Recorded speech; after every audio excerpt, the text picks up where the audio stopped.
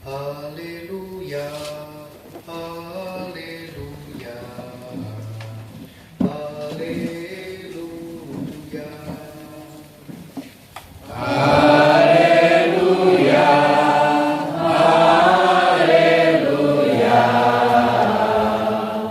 haleluya. Akulah kebangkitan dan kehidupan. Siapa yang percaya padaku tak akan mati. Haleluya, haleluya, haleluya.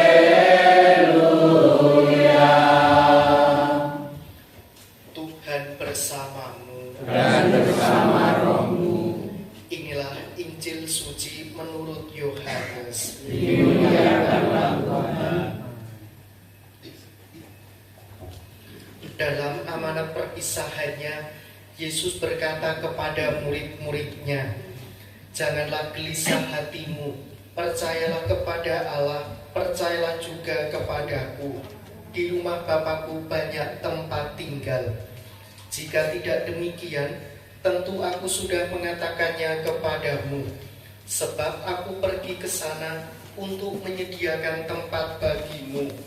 Dan apabila aku telah pergi ke sana dan telah menyediakan tempat bagimu, aku akan datang kembali dan membawa kamu ke tempatku, supaya di tempat aku berada, kamu pun berada. Dan kemana aku pergi, kamu tahu jalan ke sana." Kata Thomas kepadanya, "Tuhan, kami tidak tahu kemana Engkau pergi, jadi bagaimana kami tahu jalan ke sana?"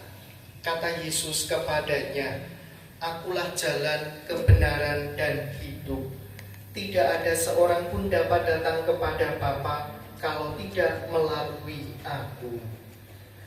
Demikianlah Injil Tuhan. Terpujilah Kristus.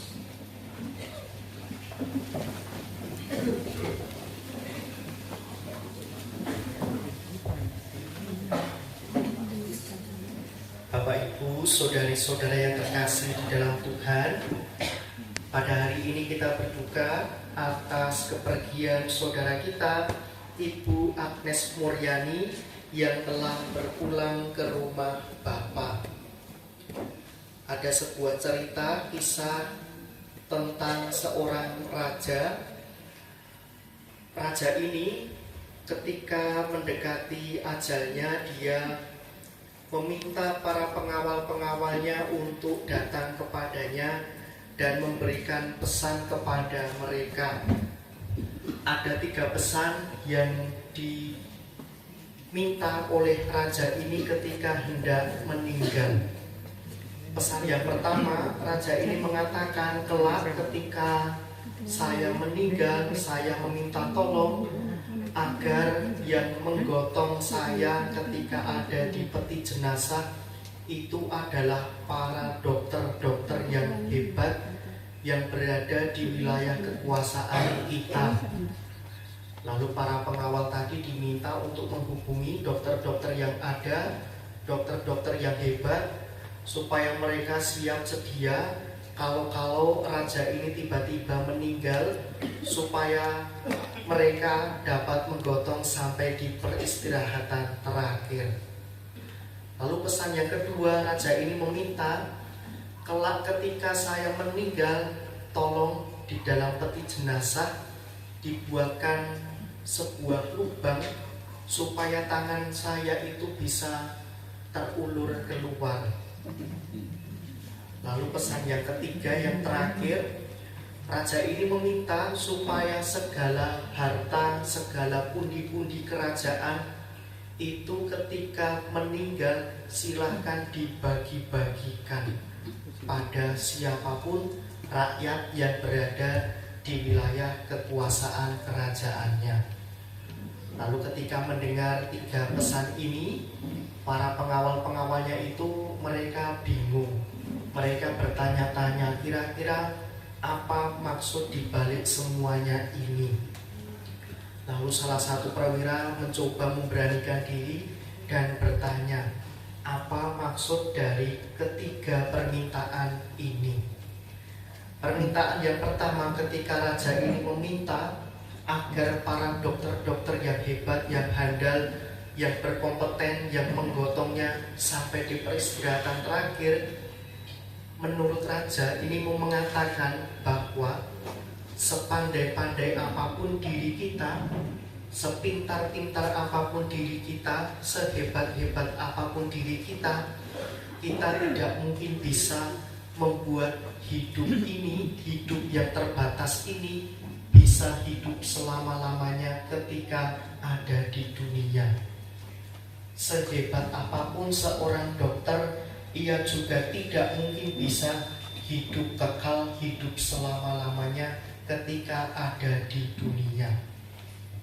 Lalu pesan yang kedua, ketika raja ini meminta dibuatkan sebuah lubang agar tangannya bisa terulur keluar, raja ini menerangkan bahwa dulu kita datang ke dunia dengan tangan yang terbuka, maka dengan tangan yang terulur keluar, harapannya mereka yang melihatnya raja ini meninggal, mereka tahu bahwa raja ini meninggalkan dunia juga dengan tangan yang terbuka.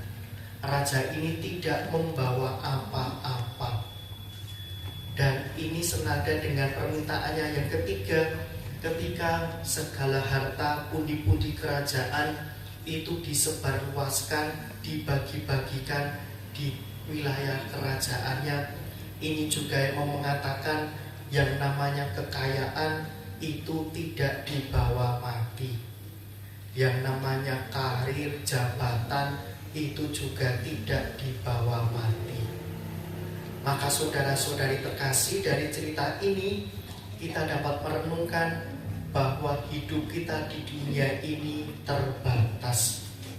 Kita tidak mungkin bisa membuat hidup yang terbatas ini dengan kepandaian, kehebatan diri kita bisa membuat hidup selama-lamanya, hidup kekal ketika ada di dunia ini. Lalu dari yang kedua, kita juga bisa belajar, dulu kita datang ke dunia dengan tangan yang terbuka, kita pun kelak akan meninggalkan dunia ini juga dengan tangan terbuka. Kita tidak membawa apa-apa kelak ketika juga dipanggil menghadap Tuhan.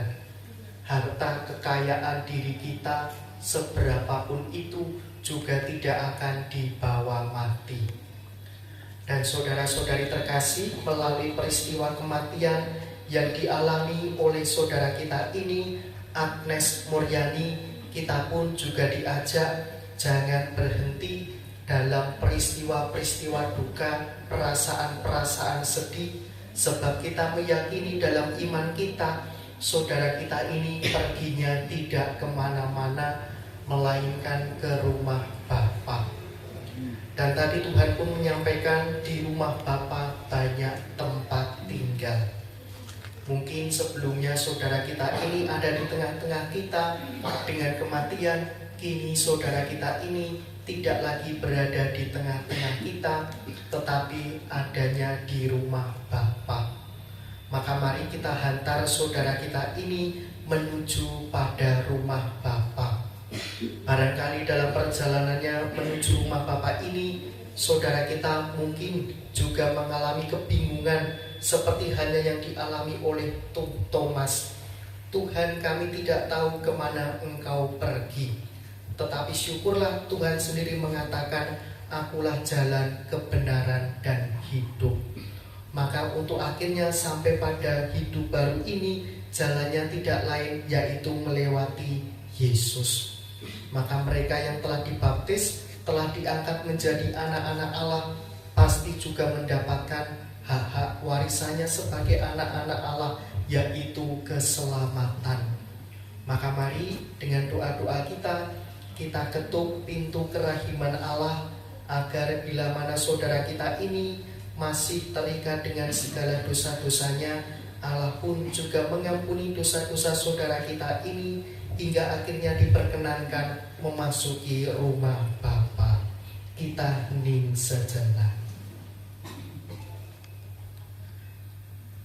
Kemuliaan kepada Bapa dan Putra dan Roh Kudus, seperti pada permulaan, sekarang, selalu, dan sepanjang segala abad.